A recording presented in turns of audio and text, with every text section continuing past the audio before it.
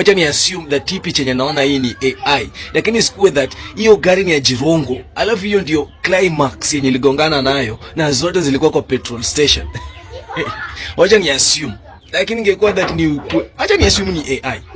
Lakini kama si AI, mtasema ni nani mnajaribu kuframe na nani mnajaribu kufunika. News, nimesoma hii ni ya DCI kuhusu ajali ya Jirongo, nikaona wanadanganya pia, ni kama wanataka kuframe story ndio wafunike mtu kwa serikali. Wezi niambia ati gari ziligongana, gari mzito ikamove 50 meters, gari nyepesi ikamove 25 meters. Hadi hata kama ni calculation hiyo kitu ingiani, gari gani mzito, gari gani nyepesi, kwani watu wajue hesabu? Na hadi hata distance yenye ilikuwa pale katikati haingekuwa 100 or 80 meters. Breaking news, ikiwa askari wenye wanachunguza wanasema hiyo accident haiwezi kuwa imefanyika hivyo, hiyo distance ya magari haiwezi kuwa iko hivyo. Na hata ukiangalia venye hii gari ya Climax iko ni uongo, wanatudanganya. Ile venye ile gari ya Benz imeharibika ni uongo, hao watu wanatudanganya. Alafu kuna viongozi wa Luya wapumbavu wanatuambia Luya unity na time yenye mwenzenu ameuliwa na hakuna kitu yenye mnasema. Ule yoyote ambaye Mluya ambaye anaongea ujinga na hataki kuongea mambo ya ukweli kuhusu hiki kitu asionekane matanga ya Jirongo. Akionekana matanga ya Jirongo, sisi vijana Western tutamtoa. I have my phone here, Jeff. There is a message I would love you to read. Then I'll explain that message. This message was sent to my daughter, Sally, on the 2nd of June. Wewe ujichunge sana hiyo mdomo yako, na ukishindwa tutakuonyesha kuizima. Sisi hatuogopi hata kidogo. On 1st of June, juzi, this month's June, my daughter Sally was on Riara Road with a boyfriend, an American. They were going for tea at the junction. A motorcycle came with 2 people and passed them, then stopped and waited for them. I think the passing was to do cognizance. Right. When they arrived where the people were with the motorbike, somebody pulls out a gun and asks the American boy to give a computer the boy was holding. The young man asked why. They turned the gun and pointed at my daughter. He then moved in and pushed my daughter out of the way of the barrel of the gun. They turned on this young man and just shot him.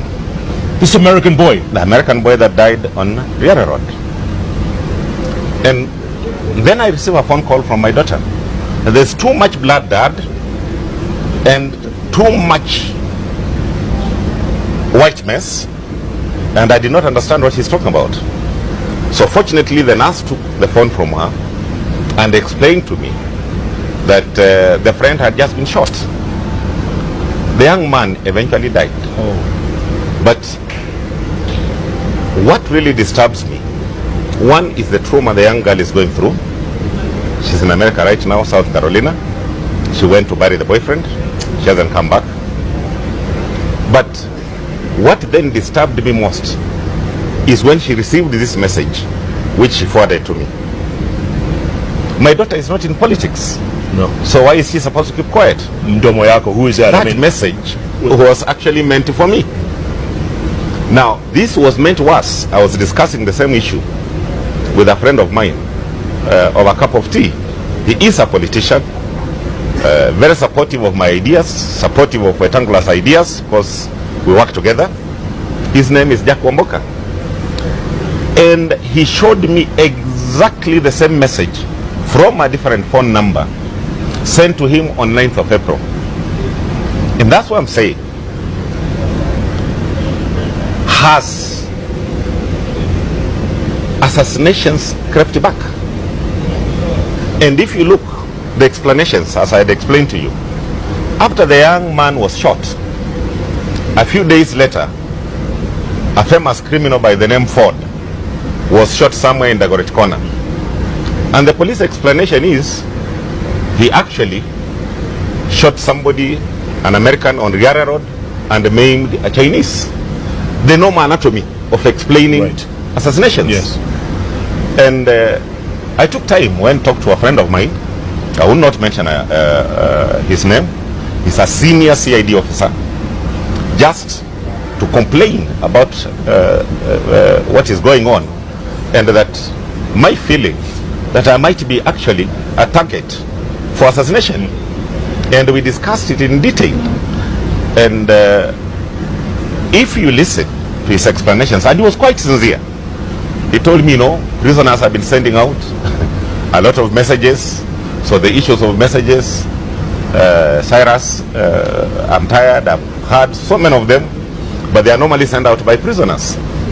I would expect a prisoner to send out a message of M-Pesa me some money. Correct. Or a con to get some money. Correct. You know? Yes. I wouldn't expect To be warning you. to be issuing Threats. a warning and threats that somebody should keep quiet. And you can see the death of Ford really fitting the anatomy of assassinations in Kenya. And that's why, as much as I say, Kuria Moses, his statement, as I looked at it, was expression of his feelings, which you can't stop. But the dangerous thing in that statement, and that is what you must look at, is insinuations that political disputes can be settled through assassinations. That was the dangerous part of it. And if you look at the most basic probability that a prisoner would send a message and it ends up with my daughter after the boyfriend was murdered yesterday, I mean, the chances are nil. Slim to none, yeah. Yeah. Nil almost. They are nil.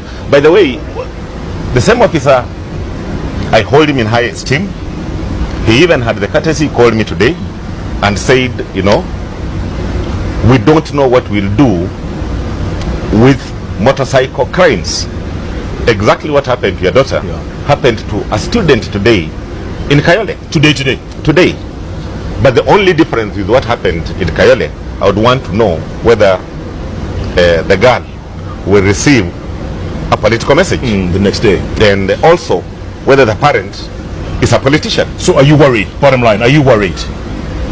Jeff, you cannot be quite comfortable in situations like this.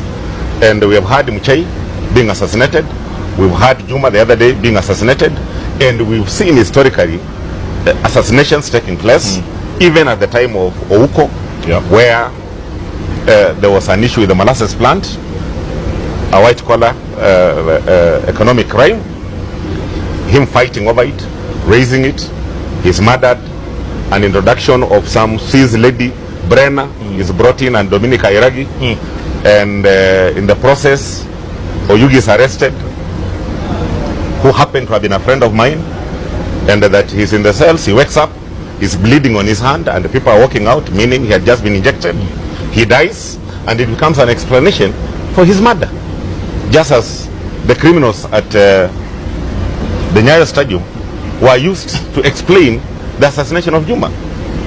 Ford is being used to try and lower our guard by saying, you know, the criminal who did this on those roads. So really, we have to be worried with the creeping back of political assassinations purposely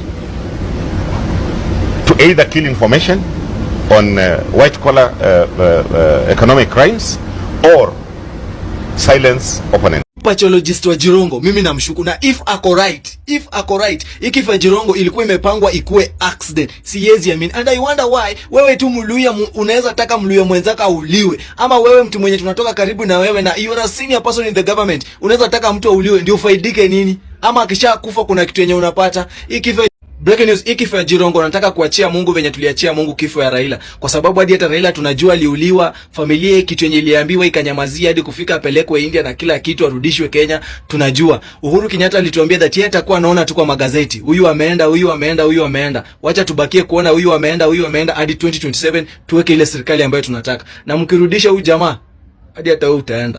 Ati black chocolate ni fine melanin bana kutoka nikapate. Kanapenda kenye mi wanapenda, so kanapenda toto chupa na haga nono. Madam na kudai, umedunga mini na unapenda mangwai. Una dance fit, unawacha nikismile, ama niko high, jua lies, nice. mkono moja mbele